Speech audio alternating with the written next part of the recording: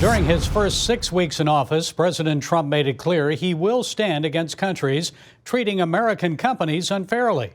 He's enacted a policy of reciprocal tariffs and recently signed an executive order investigating how the European Union uses digital service taxes, DTSs, against American big tech. Here to explain is senior fellow at the Lexington Institute, Paul Steidler. Paul, tell us how the EU uses DTSs to lower the competitiveness of U.S. big tech. Well, digital service taxes can be thought of as corporate lawfare.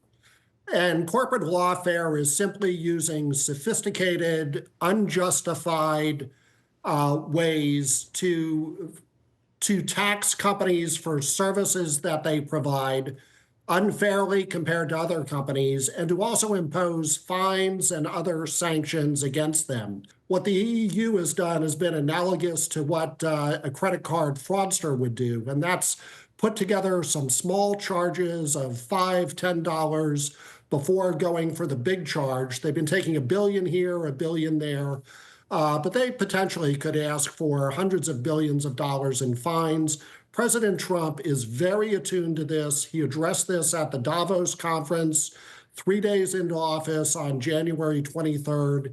And on February the 21st, he issued a very strong, very specific executive order directed at the European Union to say, cut this stuff out. And this is going to lead, this is basically going to be viewed as an attack on American businesses that will be met with reciprocity, and it, by extension, has to be included in things like tariff discussions and other things that are out there. So it's a very strong, forceful, and appropriate response from the president. Well, last week, President Trump met, of course, with French President Macron and British Prime Minister Starmer. News reports primarily focused on Ukraine, but tariffs and trade were also part of that discussion. So what were the outcomes of the meetings? Did the two European leaders make any commitments to ease the DTSs and unfair tariffs against products and U.S. companies? Well, we, for all intents and purposes, can forget about France. France's minister at the European Union has been one of the chief architects of driving these sanctions. The more important and I think very encouraging development were the discussions that were held with UK Prime Minister Starmer. There is clearly a opening in the United Kingdom for them to take a less onerous approach to U.S. tech than the 27 countries in the European Union have done. What do you see that's happening here? Are we witnessing a split in the U.S.-European alliance? Well, there are major long-term economic issues that the United States has to take up with the European Union. That said, the U.S.-European trade relationship, both for countries in the European Union and the small number of countries in Europe that are outside of it, has generally been a very mutually beneficial thing. It's helped both companies for decades. There's a lot of European company investments here in the U.S.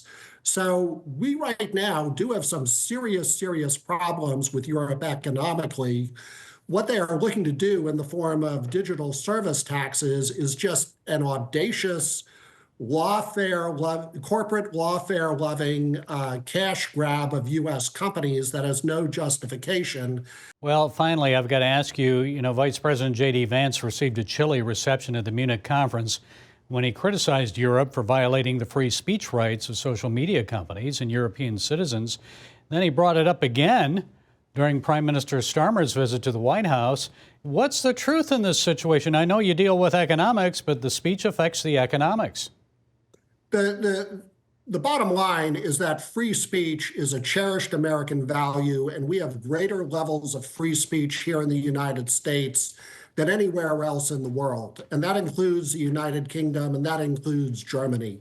And there are a number of roadblocks that come into play where Americans could potentially be held liable for breaking U.S. or German laws for certain posts that they put out there or certain things that they say. They don't withstand the common sense test here. And the vice president was spot on in calling this out in Munich. He also called it out a couple days earlier at a speech to the AI summit in Paris, where he ruffled a lot of world leaders' feathers.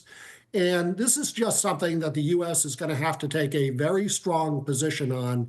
If something can be said in the public square, if it's not a death threat, if it's not sexually exploitative material, especially of a minor, someone should be able to say it online and not fear getting into deep legal trouble because they're expressing an opinion. And it's great to see that this administration gets that and is pushing for that, because this is one of those things, if you nip it in the bud or you take care of it early on, it'll be a lot easier than if you just sit back and let it grow and fester and become highly problematic. Okay, we're definitely in a new era here. Paul Steidler, Senior Fellow at the Lexington Institute Public Policy Think Tank. Thank you, Paul, for sharing your insights. We appreciate it. Thank you, Gary. Always a pleasure.